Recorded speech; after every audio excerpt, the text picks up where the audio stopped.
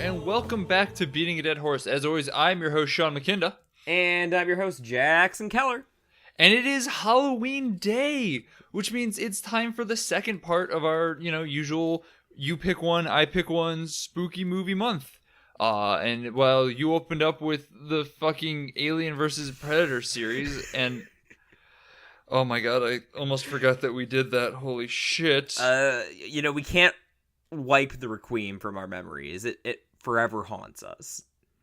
I mean, I guess if you missed it and have not listened to that episode, it does feature me yelling for about half an hour about how much I hate the Requiem. That conversation took a real turn from the genuinely fun and positive AVP one to the dark moment of the soul that is the Requiem. Yeah, I remember, our pre-discussion of that episode, too, is really oh, yeah, I'm going to probably just let you talk about it a little bit. The second one sucks, but there's not really that much to talk about. We'll mainly focus on the first one. And then somewhere in there, my mind just snapped, and I lost it all. But no, this time, it's my pick, and we are going to be talking about a TV show, specifically 2014's Over the Garden Wall. I remember seeing ads for it when it was coming out, but I thought it looked weird and never really watched it until last year when a bunch of people I follow on Twitter and I know Polygon wrote an article about it, about how it was so good. I sat down and watched it and absolutely adored it. So I told Jackson, we gotta watch it. And then this year when I'm hey, I have a tool that will force Jackson to watch things that I want him to watch. So you're gonna watch Over the Garden Wall with me. We watched Over the Garden Wall, and my opinion of it has only grown, and I absolutely adore this show. It's wonderful. Its cast is insane. It's Elijah Wood, Christopher Lloyd, John Cleese, Tim Curry, and a couple other people too, and they're wonderful. Everyone in this show is fucking wonderful voice acting. And it's dark and weird and creepy and the perfect Halloween fall show, especially if you don't really like horror and spooky stuff like that. It's wonderful. It's great. And it was also on Cartoon Network, which is horribly weird when we start getting into the discussion. And there's some bizarre, unsettling imagery and concepts in the show. Yeah, so this was my first time watching Over the Garden Wall. I believe in addition to Sean telling me to watch it, friend of the show, Sam Borchardt, was telling me to watch it as well. So I'd heard praise. I'd heard people's recommendations. And I watched it, and my viewing experience was very erratic, because what Sean just said is true. Everything that he just said is correct. The production is great. The voice acting is wonderful. It's got great animation. The themes are really good. The way that the plot is sort of set up and the way that it kind of plays your expectations. A lot of good structural stuff going on. And so, on paper, I really, really like this. But in practice, when actually watching the show, it felt sort of like being on a tilt-a-whirl. There would be or maybe more like a roller coaster is the more appropriate. No, because a roller coaster implies a build up. Because really what it was, this was more like going to a circus, and half the time I'm being delighted by the acrobatic feats of skill performed by these these great performers, and then I step outside to take a pee and I get attacked by a clown, and it's a genuinely unpleasant experience. That's what watching Over the Garden. A frog. Oh yeah. Yeah. And I mean, really, the short and sweet version of it is that this show is about two brothers. It's about Wirt, versed by Elijah Wood, who is a great character, and it's about his brother Greg, who is the most annoying character I have had to suffer through since I played Persona 4 for the first time and had to deal with Teddy. If you ever played that game, I mean, you know what I'm talking about. But fuck Teddy. Yeah, hashtag fuck Teddy. Actually, don't fuck Teddy. Teddy wants to get fucked, but he doesn't deserve it.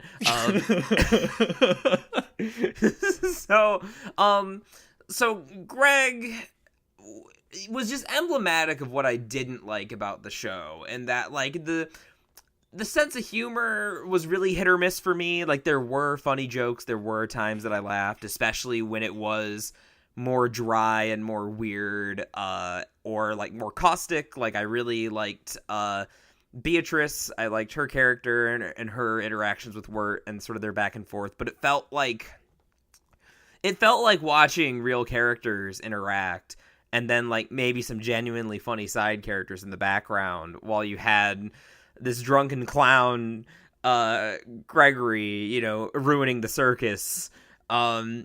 He did have some pretty solid jokes occasionally, but like most of the time I was just frustrated. And I think the most damning thing I could say about Greg is that when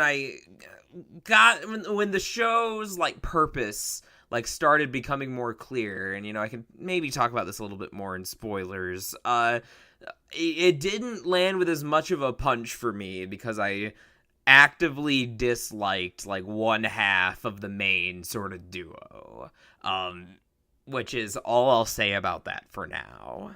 I'm gonna just chime in really quick though, because I feel like on my first viewing I had similar opinions of Greg. As I said, I still like the show well enough to watch it a second time, and honestly it's probably going to become just required yearly Halloween time viewing for me, because the whole runtime of the show is under that of like a Harry Potter movie. It's like 2 hours long. So like it's great to curl up to on a Halloween night and watch through really quickly. So if you haven't, you should do that. But on my second viewing, I was a lot kinder to Greg, I think, because I had a better idea of what his purpose was in the story and how he worked with everything. Plus, I do kind of have a soft spot for a little bit of absurdism and like kind of the weird, to use the word again, absurdist views that Greg brings to it. Like, the whole narrative is very strange and surrealist, and Greg just kind of accentuates those moments, and also it kind of brings it back to the level of it's still a kid show, and I can see why the character could be, as Jackson put it, kind of like a clown that you don't really want around. But I think he kind of adds some important levity that makes the deeper moments hit harder, even if you don't particularly care for the moments where he is quoting rock facts or something like that at you. So I do think that this show is worth watching 2 times for a number of reasons that I will definitely talk about in spoilers, mostly involving like foreshadowing and cool little nods to how things play out that you might not notice. But I think Greg plays better on a second watch through as well, actually. And you know what? That's fair, and something that I cannot contest, having just seen this for the first time. So I'll take your word for it. I mean, I will probably force you to watch this again next year. Just be like, hey, remember that show you watched last year? It's only 2 hours. You should watch it again. Just sit down and do it for me. I mean, I probably will, because I was too lazy to like make a false Hulu account to get a free trial. So I just ended up buying it because it was like $10. So I already have it, so I probably will. Then you totally should. Just make it a yearly thing. It's a great yearly tradition. This is Sean's yearly tradition talk. I hope you enjoyed it. But no, I think I'm pretty ready to slide into spoilers. If you are, yeah, I think that's about all we can say on the matter. I guess as far as like, as for me as the person losing my over the garden wall virginity here, I.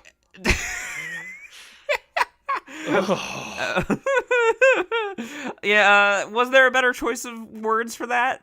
Anything. Yes, there was. But it was said. We've done it, and we can't take it back. Just like my virginity for Over the Garden Wall. Okay.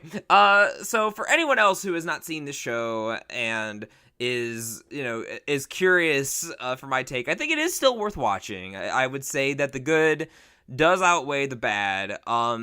Keep in mind that if you don't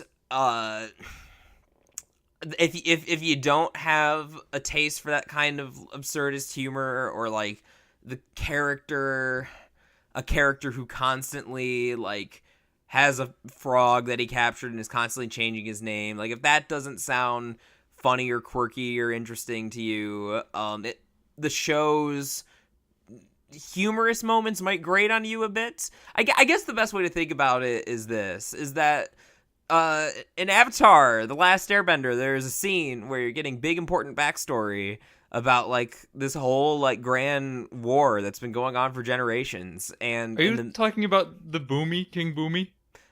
No, I'm not talking about King Boomy. It's when he's learning about like how the Fire Nation attack started. Okay.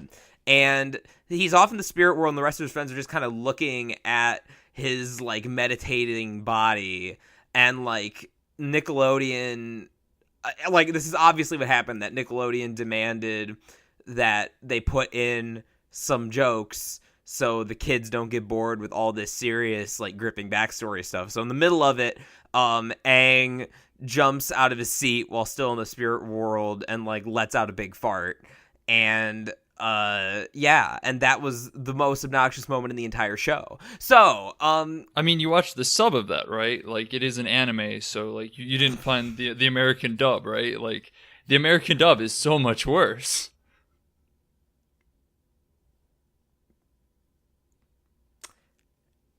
I'm just gonna let that one go.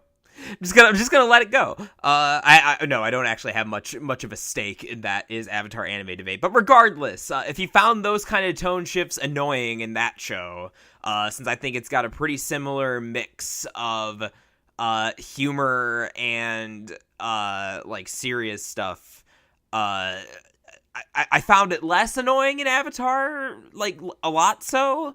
But that might just be because there's more of that show. And it's very different. But yeah, I mean, that's kind of what you're in for. That sometimes jarring mix of, like, it's a serious, good, well-written kid show, but it's also still a kid show, so we have to put some annoying kid show stuff in there. Yeah, it's a pretty solid way of summarizing it. So with that, we are going to dive into spoilers. I'm going to do this kind of like episode by episode and talk about how each episode plays into the greater theme of everything. But it's gonna spoil itself immediately, so like if you have not watched the whole show, just go watch it and come back, because it is only like 2 hours long, and you can do that and should do that. So there's your warning, because we're gonna start with episode 1. But before that, I'm gonna talk about the ending of the show, because the ending of the show informs basically the rest of it, which is to say that the whole show is really about death, as I was intoning earlier, and it's kind of Greg and Wirt's time in purgatory, or like the space in between life and death.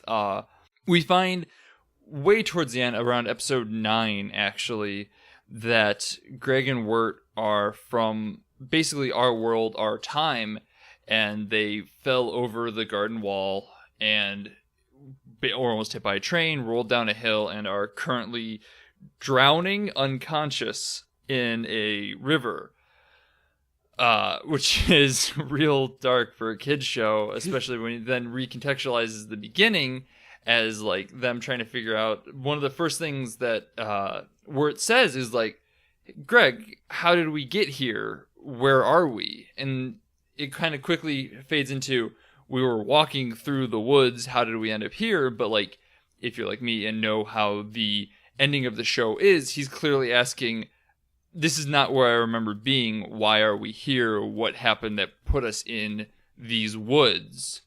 Which is kind of a very dark and ominous foreshadowing right from the beginning that I really, really like.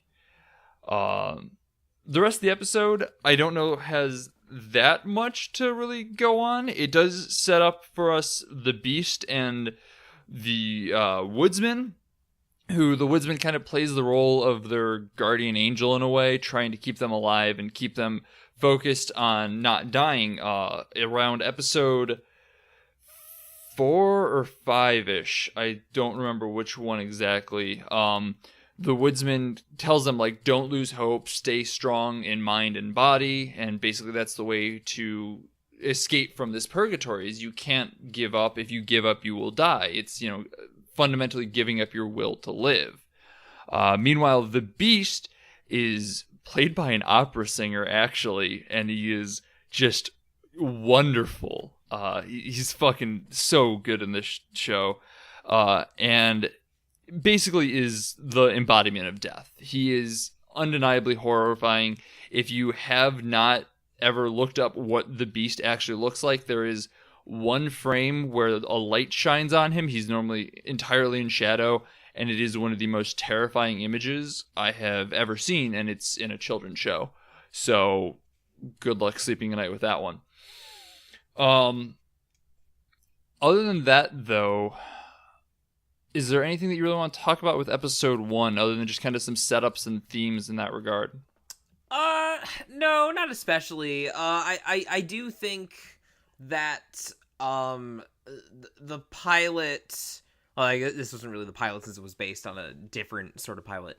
I do think that the first episode, it feels, I kind of wish it opened with a bit more of a bang. Like, in hindsight, I can see a lot of these elements coming together, but like, I remember not being super excited after it was done with, like, kind of the talk of the Beast and, like, the two boys in the woods. Like, it felt very familiar, and they end up doing cool stuff with that. But fortunately, I think it picks up pretty quick. So, I mean, that's pretty much all I got to say about it. It is kind of a weird show in that it does kind of have much more of a movie pace to it, in that it's expecting you to watch all of it. It doesn't feel the need to be like, here's everything, boom, boom, boom, look at our action set pieces, and, here's why you should be drawn in, and, like, sure, there's the dog fight, literally, actually, but it doesn't really, it's not so much the central part of the episode, it's more just an incidental part to, draw in the audiences. I think the slow pacing is really more informative of the rest of the show, because the rest of the show is paced in that very kind of slow, intentional method. And, like, each episode's only 11 minutes, but in those 11 minutes, like, there's not any real action set pieces. There's not, like, any huge fights anywhere. There's maybe a couple seconds to a minute of action in a couple episodes, but for the most part, it's much more of a deliberate show. And I think that this first episode, despite maybe not being the most action-filled, in with a bang, does a really good job of setting the rest of it up. I will also say that, to your point about Wirt kind of saying, like, how did we get here, and it being like a dream, and that, like, you don't really ever know how it starts. I like that that's something that they keep within every episode, and that we never see the connective tissue between kind of these stops on the journey. Like, every episode starts in a new place, to the point that I wanted to make sure that, like, I wasn't skipping anything, and, like, went and, like, double checked like the playlist. But I think that was a good choice. It was a good move. Yeah, I actually did the same thing on my first watch through, where I was like, did I miss something? And I almost didn't like how disjointed it felt. But I think, when it's, again, on that second review of it, I absolutely adored the kind of disjointedness, because it is all just weird and disjointed and very dreamlike, because it is essentially a dream of, Wirt coming to grips with who he is, essentially.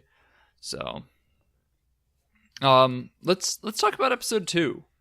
Because this one is probably my favorite episode. Yeah, this is the one that really got me into it. This is like, oh, okay, I see. This is pretty cool. Yeah, it's Hard Times at the Huskin Bee, where they show up at this town. It's a ghost town. The first thing they see is this turkey with his neck on the on what looks like a cutting board, which is horrifying and weird. And it looks at them and then puts its neck right back down like it's waiting for death, which makes a lot of sense in this show.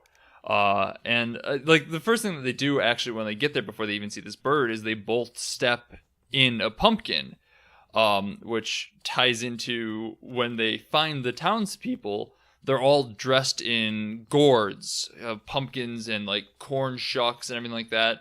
And at one point they're like, "What are you guys doing here?" And they're like, "Oh, why aren't you in costume?" And Greg's like, "Oh, they're costumes. It's nothing to be worried about. Just relax. It's all good." And then they're sentenced to manual labor for like stepping on the pumpkins and doing some other stuff. And they end up digging holes. And Wirt is positive that they're digging their own graves, but as it turns out, they're actually digging up people who had already died.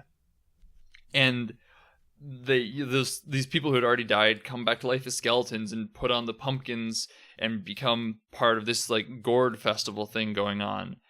And it's very much the first time that it's like, hey, this show's about death. Like this whole thing is going to be very centered around this idea, especially because this is something that my girlfriend Sam pointed out as we were watching it this time, is that as Greg and Wirt both step in a pumpkin, they are symbolically putting one foot in the grave. All these skeletons are dressed in the pumpkins.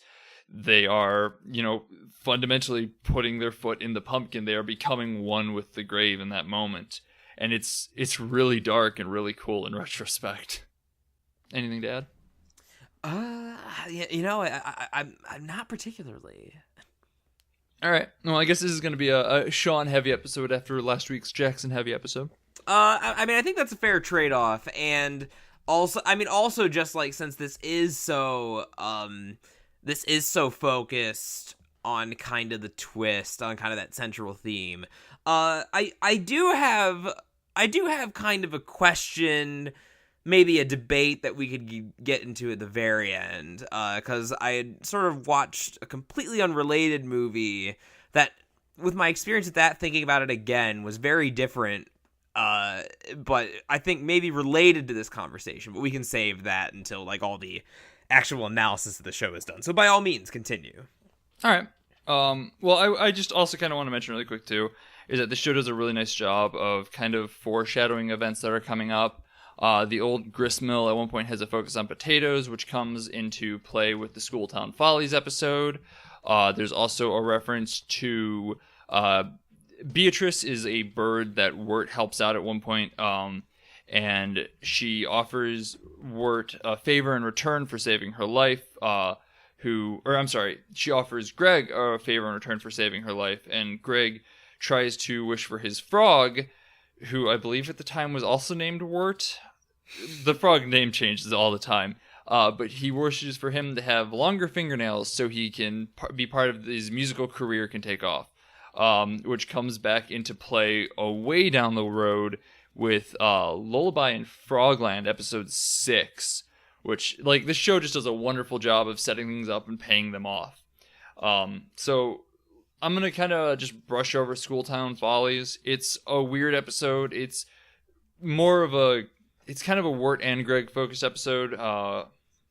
Greg kind of does a number of songs and has some fun with it, and Wirt slowly comes more and more into his own, learning when to be stubborn and say no, and when to, acquiesce and follow forward. And like that really kind of plays into the whole themes of the show of just personal growth before reawakening from this coma, which it is what it is.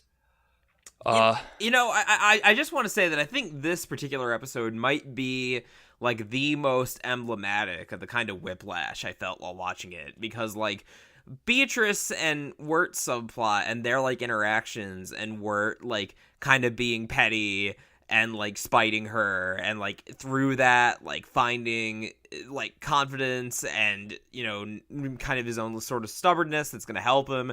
Like I thought that was really clever and well done, but then every time it cut to Greg being chased by a gorilla, I wanted to like look at my phone. I was like, oh. I did really like the teacher's song, I have to say. As she was just singing every letter of the alphabet in the most disappointing way possible. It's great. Yes, I love it. That was really good. I like that. But yeah, no, I definitely understand that. As I said, like, it didn't bother me as much the second time around, but that could just be that I knew what was coming. So, I don't know. It's, I think, an individualized experience in every way. But that said, next is Songs of the Dark Lantern, which tends to be a lot of people's standout episode. If you've seen the video of the Highwayman dancing on Twitter in that really kind of weird, very loose, flowing way, and people like heralding it as the bastion of animation and everything like that, that's from this episode. And it is wonderfully, wonderfully weird and really kind of underscores Wirt's central journey, because it is everyone in the Dark Lantern Tavern asking Wirt, who are you? Where do you fit in? How do you belong with this world? And Wirt struggling to give them an answer. The part that I really like from this one that really kind of plays back into foreshadowing is the first assumption is that Wirt is a romantic. And it's, setting up that, oh, you're the romantic. This is what you're here for. This is what you do. You're in love. How romantic, yada, yada, yada.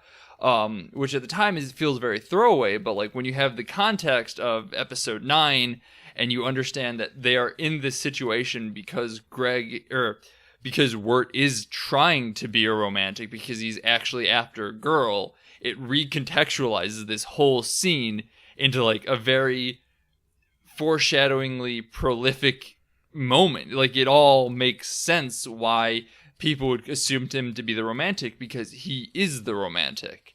And so when they make him the pilgrim, they're right on both counts, because it is also his journey of the heart and learning how to be himself, learning to find self-confidence, learning to appreciate his brother and his stepdad who he hates. I love that they just bring in the stepdad occasionally, and he's just like a quick minute of vitriol and just slides past. And it's like twice in the series, but it really helps underscore those moments really well.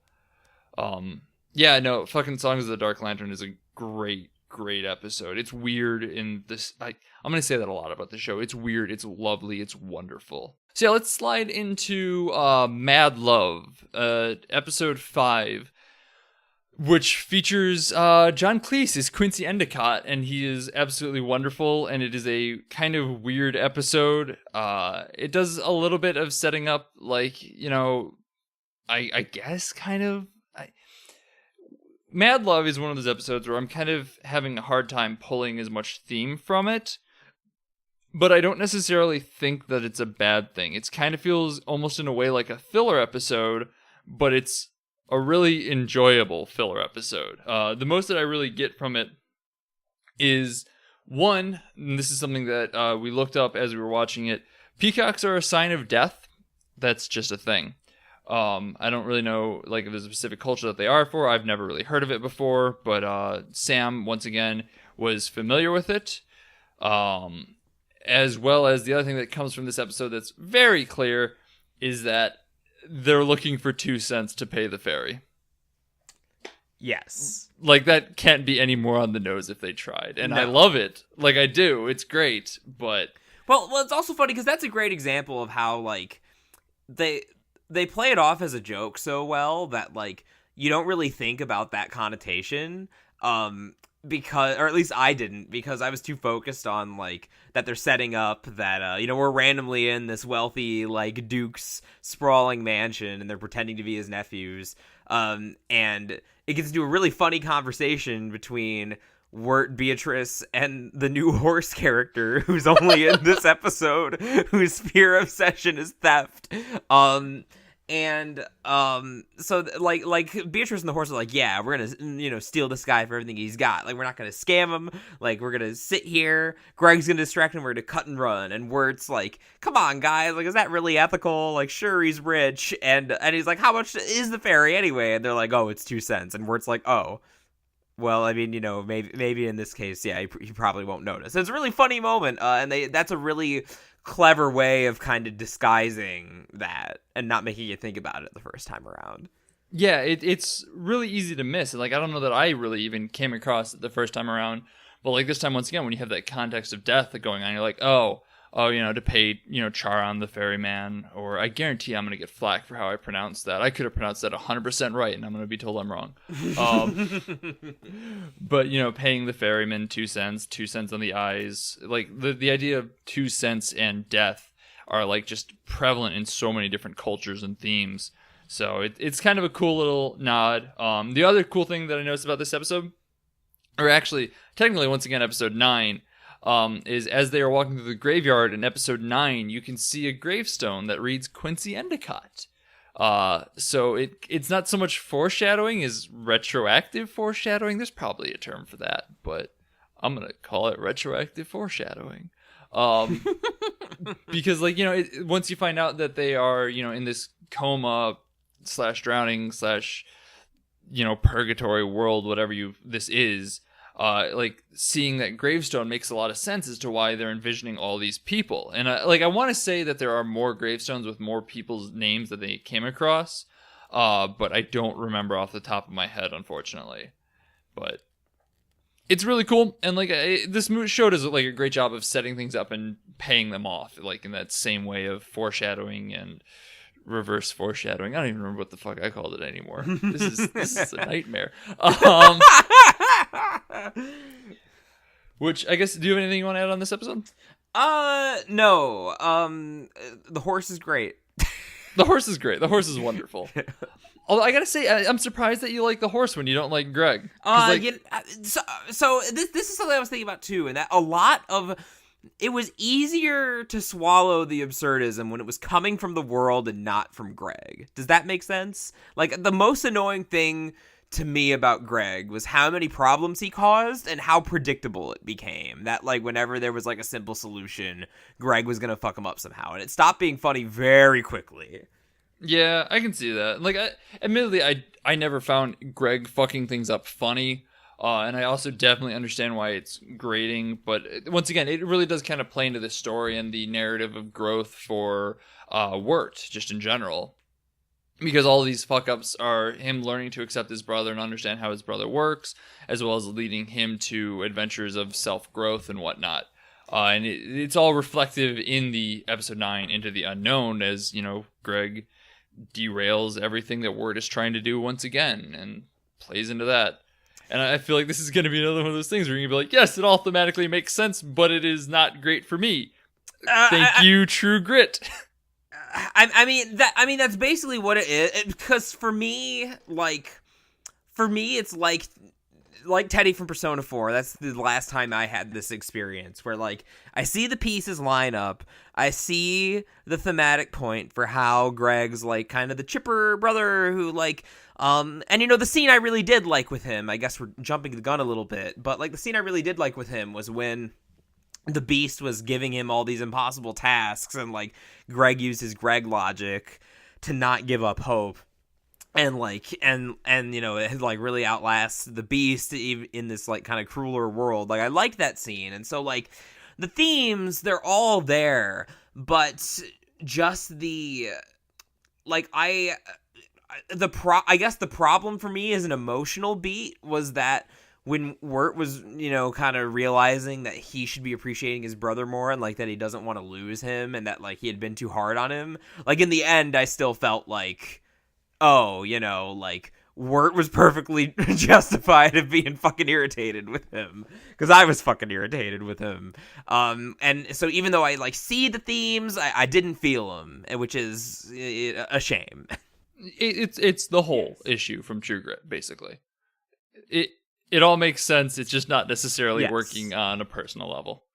And I cannot fault you for that. So with that, let's move on to episode 6, Lullaby in Frogland. The first half of this episode is them on the ferry, which they nonchalantly explain they just stowed away on. It doesn't really matter, don't worry too much about it. And I like that about the show too. I like when shows are just kind of like, or shows and movies just like, don't worry about that, that's not the focus, just brush it under the rug and move on. Yeah, that was a good, that was another good use of, like, the dream logic of just, like, starting mid-peril, mid-adventure. Yeah, I like that a lot too. Yeah, stuff like that is great, and I wish more things would do it, but I feel like too many people don't appreciate the here's where we are, don't worry about how or why, a la the Cloverfield monster and why everyone's trying to figure out who he is, even though it doesn't fucking matter because the show is not about the Cloverfield monster, it's about the characters. Oh, wow. We still haven't done a Cloverfield episode, and that's just going to be me yelling about that for 40 minutes. Maybe next Halloween. That's a monster movie. That would actually work really well for next Halloween. Yeah. Or next time we get a dead lull, which happens sometimes. So we'll see. January's right around the corner. The eternal month of January. The fairy's great. I really like the fairy part of this episode when they're on the frog ferry, and it does really dive headfirst in that kind of absurdism of it. And the frog, later to be known as Jason Funderburker, starts singing in a gorgeous voice, and it's all wonderful. The fairy scene is absolutely great. And then they get off the ferry and they go see Adelaide, and I think it's kind of boring. I guess I haven't really dove into why they're going to see Adelaide. The basic idea of it is that Beatrice, the bluebird that they've helped, has decided to take them to go see Adelaide because she told them that they'll be able to get her, or this witch will be able to get them home. When they arrive at the ferry dock, Beatrice takes off on her own. Wirt and Greg follow. They find out that Adelaide is a witch who actually wants to use them as slaves. And she says something about like stuffing their brains with wool and they will be subservient then, and it's like the creepiest fucking line. Once again, I don't know how this got into a kid's show. It's insane. But, Beatrice doesn't actually want to give them up anymore. They're friends now. It feels like a necessary conclusion to this arc, but it just doesn't feel super interesting to me. It's a little perfunctory, like definitely necessary so we can, kind of split the party and have our, darkest moments, have that moment where kind of Wirt loses hope. But in and of itself, yeah, there's not that much to talk about. So let's move on to the next episode then, because, the fairy scene's great, but who cares about the other half of it? Which is the ringing of the bell. This is another episode that doesn't really feel as super relevant to theme, in my opinion, but it is really fucking good as they come across a cabin with a girl who is cursed in some way, and Auntie Whispers is this large, witch-looking woman who they assume is going to eat them before it turns out to be the girl, which is, a great plot twist that it's not impossible to see coming, but I feel like as far as kids show go, pretty clever of a twist. Also, Auntie Whispers is played by Tim Curry, which is fucking wonderful, and I love Tim Curry and everything, so great. I'm thrilled with that. I don't really have much else to add on that one. No. Yeah. I mean, everything you said is accurate. I mean, yeah. So let's move on to the contentious episode. Previous guest Maddie from our True Grit episode, heyo, callback for 4 minutes ago, was talking to me about this episode and isn't necessarily thrilled with it. And I know this is also Jackson's least favorite episode. Yeah. Honestly, I disliked this episode so much that like if I weren't watching it for the podcast, not saying that I would have just because I was so close to the end and it's so short anyway, like if I had been distracted to go do something, I might not have ever mustered the will to go back to it, because the first half is basically a dream sequence. Wirt's tired and grumpy and he's giving up hope, and he's like, I don't give a shit. Greg, you're in charge. Whatever. Go fuck off. And then he goes sleep. And then so Greg just has this dream sequence where like Greg the stars fucking dies. Yeah, yeah, but the whole process, it reminds me of that one episode of Rick and Morty with the parasites, where Summer goes to Tinkle's bedtime land, except instead of being a funny meme, it is just that unironically for several minutes, and I completely checked out. And like this, like, you know, we're talking about like being irritated with Greg and not finding him funny. Like this was the low point for sure. I will admit I did check my phone during this time. I think it's clever in idea. In execution, it's interesting for a little bit, but it does get long. Yeah, this feels like filler more than any of that any of the individual like adventures that aren't necessarily like super thematically tied, because at least those have kind of micro stories in their own right, whereas this is just like a sound and fury basically. Yeah, I mean it is, but it also does kind of play into the idea because, well, let's back up and give a quick explanation as to what happens here. Is, you know, they're sailing across this bog.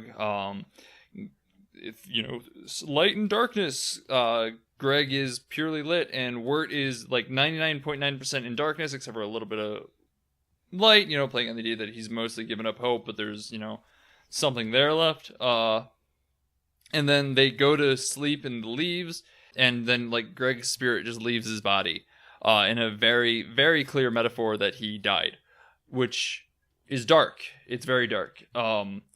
But like then it goes to this weird 1930s, 1950s style animation where everything's all squiggly. Think Cuphead if you want a modern comparison. And like it's still creepy in the way that style of animation is. It's effective. Like at one point he opens the gates of hell and like the north wind blows in and threatens to take him to hell and everything. And he talks to God.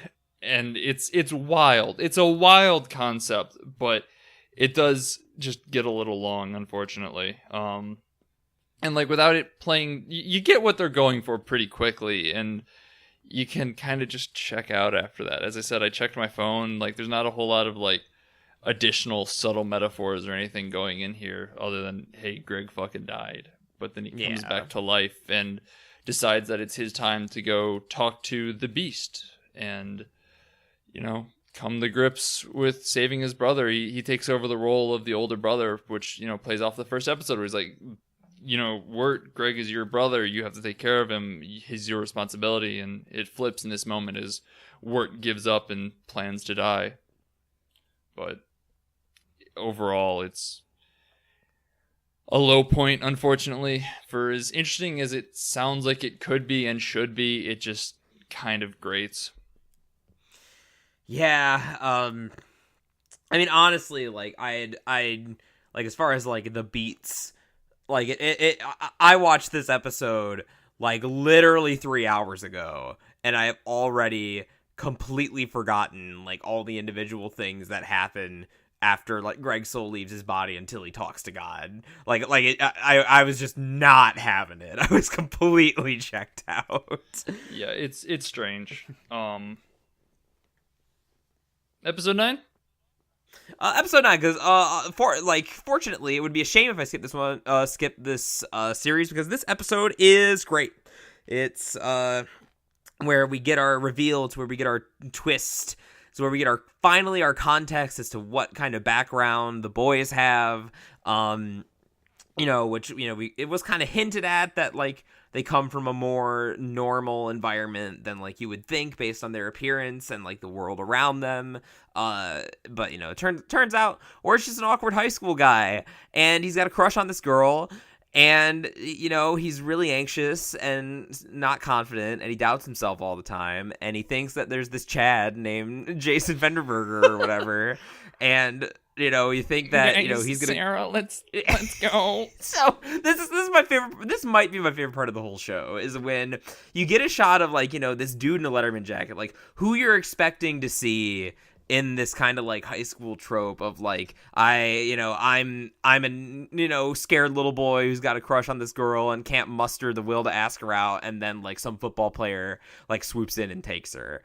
So, like, you have that expectation, but then, like, you see this guy, he talks to Wirt, who you kind of, like, implicitly assume is him, but then someone else says, like, oh, Jimmy, who are you talking to? And it's clearly not him. And then when they finally reveal who Jason Vanderberger is, Sean's voice is basically spot on. He's this like nasally I really little wanted twerp. to do the intro to this episode like this, but it was too much of a spoiler, so I decided not to. Hi, I'm Jason Funderburg. Welcome to Beating a Dead Horse.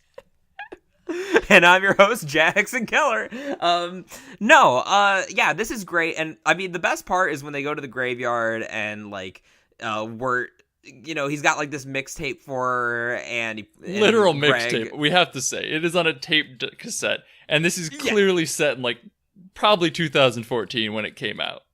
Yeah, no, definitely like a literal mixtape. Of clarinet music and poetry. Oh, poor word. Yeah, it's sweet how at the end, like the show indicates that Sarah's like obviously interested in him and like things are probably gonna be fine, but like realistically, what would totally happen would be like they'd be like, oh, let's go play that tape together, and then they do, and Sarah's just like, oh, how sweet. I need to leave. Yeah. Where's Jason? But no, I mean speaking of that kind of tone, the actual funniest scene is when they're in the kind of aforementioned graveyard, and Jason's trying to tell scary stories, but he just can't do it because of his stupid fucking voice. And he's like trying to be smooth and like slowly put his hand on Sarah. Sarah, watch out! There's a ghost behind you. Yeah. and then after a beat, she's just like, you can take your hand off me now. It's great. Oh. Yeah, this whole scene of them actually back in the real world is wonderful because it contextualizes why they're in costumes. Because it's Halloween and Greg has a teapot in his head the whole time, and he's like, "It's because I'm an elephant. You see, this is my trunk, and it's great. It's great. It's really cute and it's wonderful." And like the whole scene here really kind of recontextualizes everything else that's happened so far. It explains why Greg has this rock, which is mentioned at one point, but is really kind of more interesting in this moment because it's very important to him to give it back because he feels partially to blame. That is the one thing that we didn't actually cover in the previous episode, is that Greg feels like he is to blame for the situation because he stole this rock from Mrs. Old Lady or whatever her name is that doesn't want to be called Mrs. Old Lady. And it's great. This whole episode's like such a choice episode of television that plays into every other episode beforehand and plays wonderfully. For me, this is the episode where that theme about Wirt appreciating his brother more works the best. Like seeing Greg in the context of like the real world, because again, with the tape deck sort of working out and like Greg, getting him out of his comfort zone and like, obviously just kind of giving Wirt that little push that he needs, like that works better for me in the more like real world context. And that might be why Greg works better as the second watch through, because you have that context. That's true. I hadn't thought about it that way, but you're definitely right. So, I mean, that might be a good enough reason right there to watch it again, because everyone should watch this show every year because it's fucking great. If we haven't sold you on it yet, I'm sorry. You need to watch it anyway. I don't care. It's so good. So yeah, I mean, we've heaped praises on episode 9, Into the Unknown. Do you have anything else you want to add to it? No. But like it definitely is, like, just summarizing, I guess. It definitely is really effective as like the reveal, like where shit is like real and important and meaningful as opposed to just being like fantasy silliness. They pull off that transition really well, especially with the like match shots from the previous episode, because at one point Wirt smacks his head on some ice and you get the ringing of him smacking his head as he's rolling down the hill, and at one point he almost drowns, parallel with him currently in the river. It's interesting seeing those parallels come through. Yeah. And like everything in this episode too is really on the nose. Like at one point, a black train almost kills them, and like, you know, your train has come and all that good stuff. And like there's even a song being like, "The black train isn't coming for you, you're gonna die" thing. Yeah, it's great. Like it's one of those things where once again, sometimes subtlety just needs to go out the window, and it's wonderful. Completely agreed. So let's talk about the final episode where things get like real fucking dark and weird, because this is the episode where Greg is still, you know, working for the Beast. Slowly, the Beast is trying to wear down his patience so that he gives up and dies as well. Beatrice and Wirt find him at like the last possible moment as he is slowly becoming an Adelaide tree, which we didn't even talk about the fact that the woodsman is the entire time chopping down Adelaide trees to grind into oil to keep his lantern alive. The lantern being the Beast's like soul, and basically what this translates to in universe, like this is in the text of the movie, is that he is chopping down children that were turned into trees, grinding them into blood oil to feed the Beast. Under the pretense that he's doing it to keep the last bit of his daughter alive. Yeah, he doesn't realize that they're children at the time. We should mention that too. Like, he's not willfully doing this. No, he just recently finds out in this episode that the Adelaide trees are children. Yeah. But like, it's recontextualizing episode 1 in that way is horrifying because he chops down a lot of Adelaide trees. Sorry, I'm just taking a minute there. It's a rough moment. I was just gonna say, yikes. Yeah, it's something else. Yeah. So eventually, Wirt, the woodsman and the Beast tussle for a little bit. The lantern falls out of his hands, and Wirt picks it up. The Beast offers to make a deal with Wirt, and this is where Wirt essentially goes, "No, I don't think so. I think it's your soul in here. I think I'm going to take my own path and, you know, be my own person." And it's his final moment of growth and the realization where the Beast is like, "Oh shit, I fucked up trying to make a deal with this guy because he's about to put out the flame and kill me." It's some heavy stuff in this final episode, honestly. Eventually, the woodsman picks up the lantern and puts it out, you know, coming to grips with that he will never see his daughter back, who he believed to be in the lantern, as Jackson said. Like, this whole episode really summarizes everybody's growth arc really well. Beatrice, you know, goes home to be accepted by her family, who they were all turned into bluebirds. There's so many different arcs of this show, and like we've already been talking for close to an hour about it. There's a lot to cover. But like she comes to the acceptance that her family's going to love her either way, but like because it's a children's show, the Deus Ex Machina shows up and she's allowed to turn them back into people. And like her final scene is really cute with her mother telling her to eat her dirt still. Yeah, there's a lot to summarize for this one. I think I'm going to leave it there though. Like, is there anything else you think I should really cover on this moment? Well, I just take one sort of issue. One thing that confused me in the context of the story is that the woodsman is reunited with his daughter at the end. And I mean, like, he's in the death world, or like the area between death.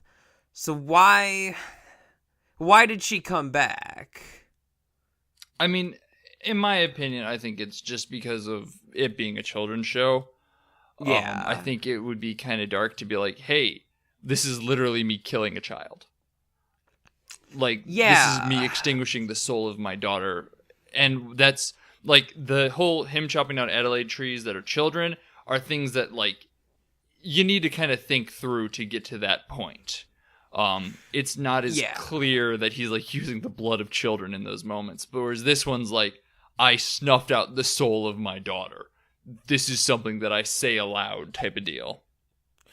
Yeah, I don't know, that moment, I know it's a children's show, but that moment left a bit of a sour taste in my mouth, just because it did feel, you know, I just wanted to make sure I didn't miss anything, but, like, it did feel like a kind of children's show cop-out, whereas, like, him sort of, like, finally moving on and, like, decide, like, being able to come to terms with that last part of her being gone was a really sort of powerful sort of emotion. And I would rather have not gotten a scene with the woodsman at all after that than what we had gotten. But, Yeah, I mean, it's cute, but I don't know that I like that final scene either. I think it is important to acknowledge that he has accepted her death and we move on from there, as opposed to what we get.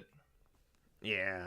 It's a bummer, but, I mean, there's so much else in the show that is, like, nigh perfect that I don't really care. It's really good.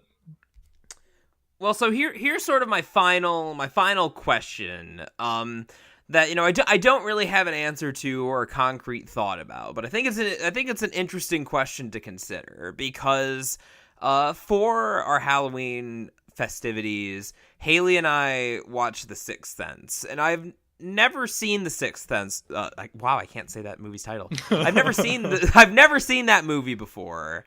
But obviously the twist in The Sixth Sense is... Whoa, spoilers for The Sixth Sense. Like, come on. Yeah, no one knows this one, right? No, exactly. Like, if you haven't seen the movie by now, you know that Bruce Willis is dead the whole time. God damn it, I haven't seen it yet. So we were watching it, and based on the fact that it's like an M. Night Shyamalan film, I was sort of like suspicious that it was as good as everyone says it was. I'm like, I don't know, like maybe we just didn't realize that like he wasn't that good a filmmaker yet, and like it's kind of surviving on the strength of the twist. Like, I'm not so sure about this movie. But then when I watched it, it was a really, really good, really powerful movie. And in fact, knowing the twist beforehand made it even better, I think, than if I had watched it without knowing. So the question I'm sort of wondering about is the show twice. Yeah, so there's that, but like, should a show or a movie or a whatever with like a twist, is it fair to say that it's much better after knowing it? Is that like, could you consider that a strength or like a neutral thing about a movie?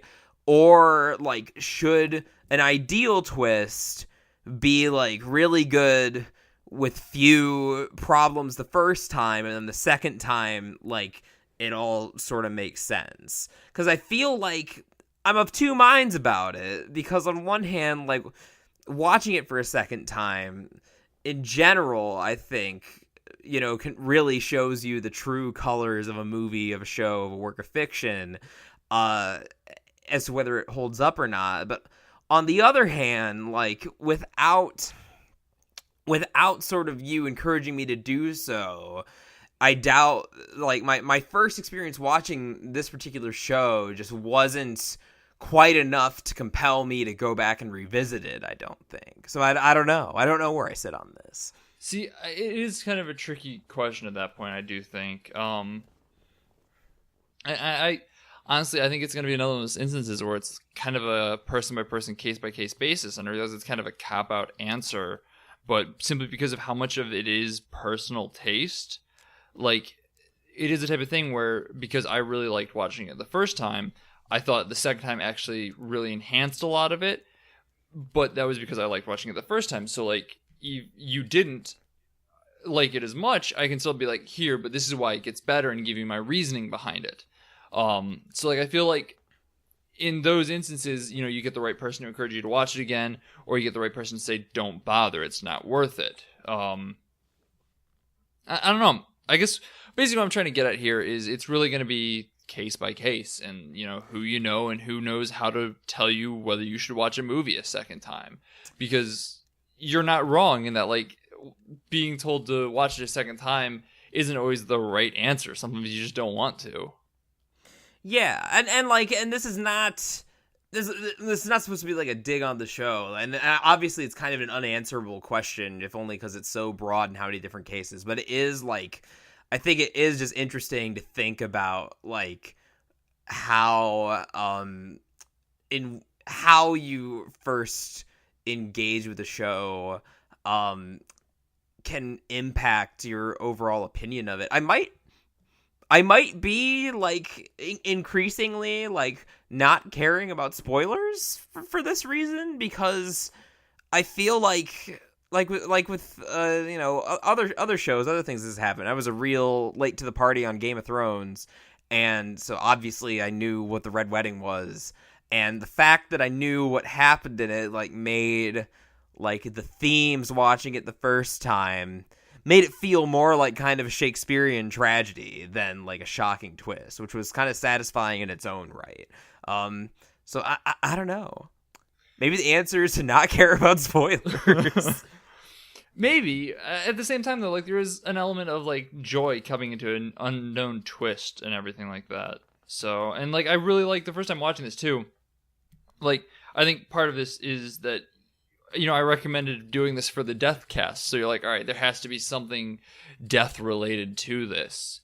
And like I had no idea going in. I was pretty much blind on it, other than a couple vaguely remembered trailers from, you know, 6 years ago or whatever. So it was really cool for me because I was endlessly speculating. Like every time I'm like, oh, okay, they're dead, they would kind of throw something at me that it didn't feel that way. And I remember the first time finishing it being kind of disappointed. I'm like, oh, they didn't go with the fact that they were dead. They kind of copped out on it. And then watching it a second time, I got much more of like the, oh, they're not dead, they're in purgatory. It's a coma type of situation. And I think it worked a lot better. So I think like there's an element of either being totally blind or being completely spoiled that would make it. It's that in between that kind of sucks. Yeah. Because I had sort of a similar experience that you mentioned after your first run, where I was like, oh, like they aren't just like dead, like. Oh, you know, I mean, I guess it is a kid's show, but like, I want it to be a little darker, you know, I'm edgy. Yeah. But, yeah. No, like watching it again, it becomes a lot clearer that it's more of a journey type of thing.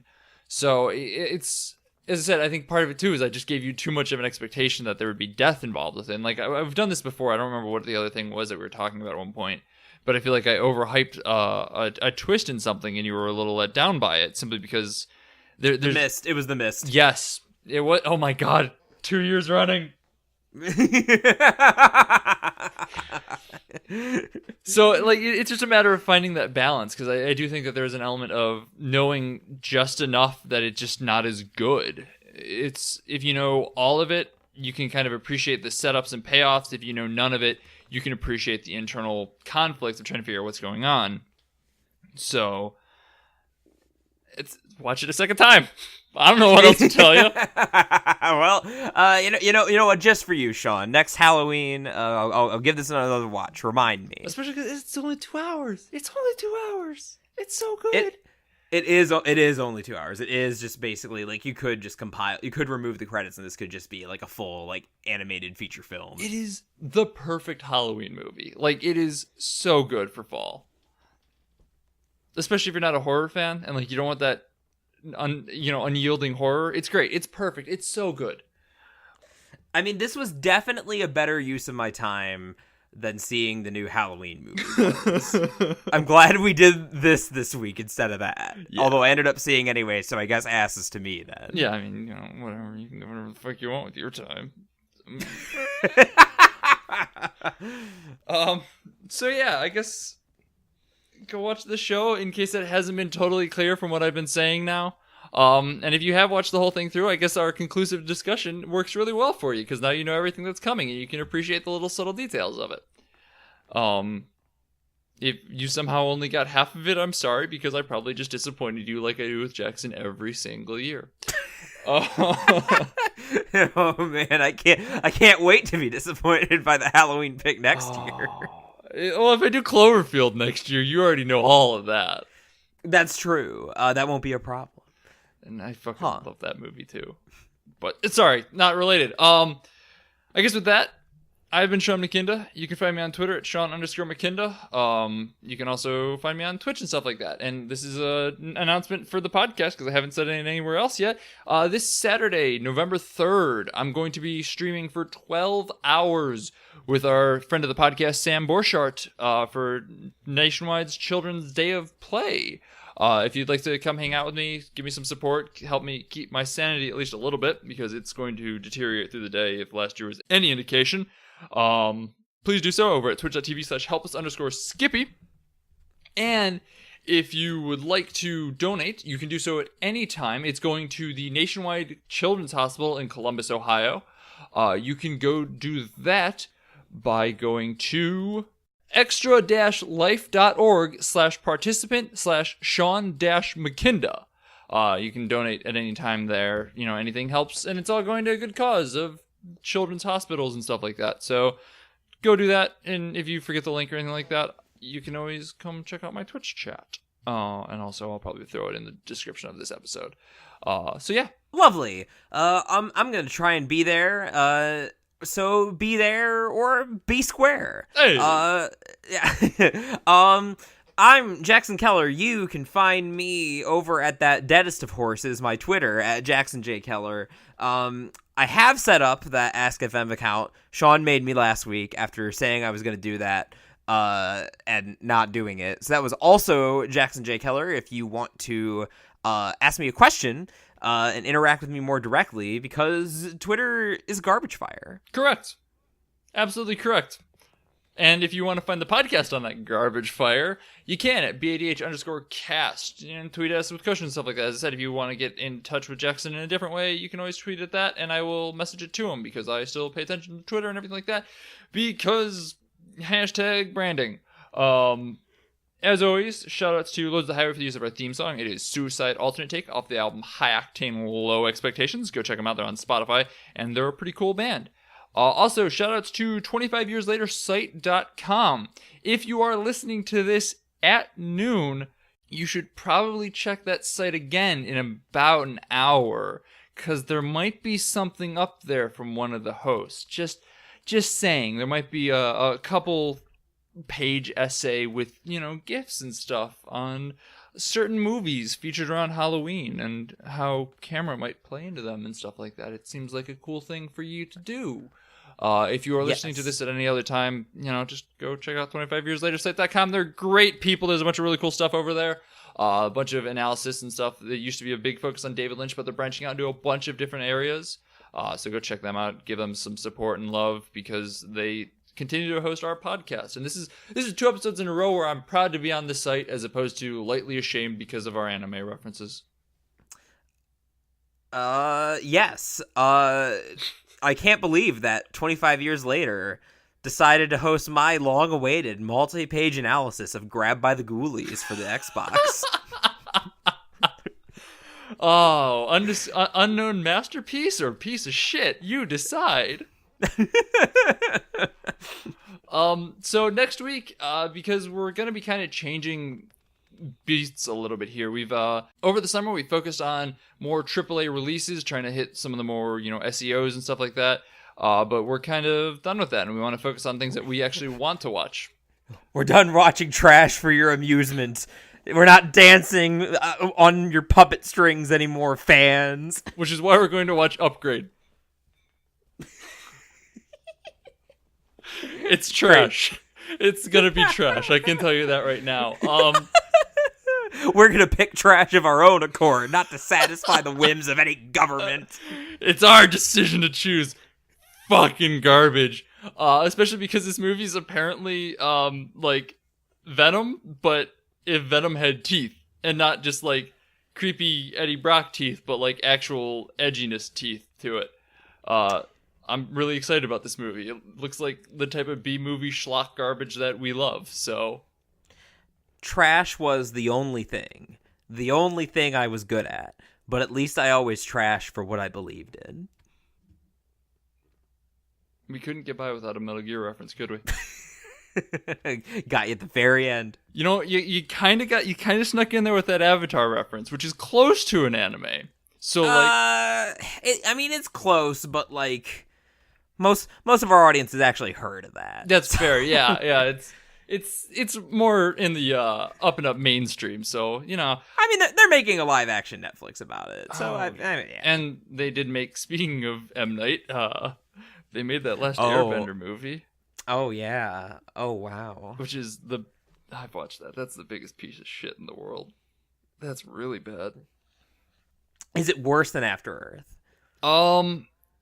Yes, because every character in it is white for some reason, which is insane. The opening cinematic features like it had Chinese and whatnot in the actual show, turns into just gibberish because why not? And oh, that's spicy. Also, it manages to be the most incomprehensibly paced movie ever made because it combines the entire first book, the entire first season of the show into 2 hours. And it's insane. Good thing we're talking about Upgrade next week. Bye. Oh my god, the Avatar movie is such...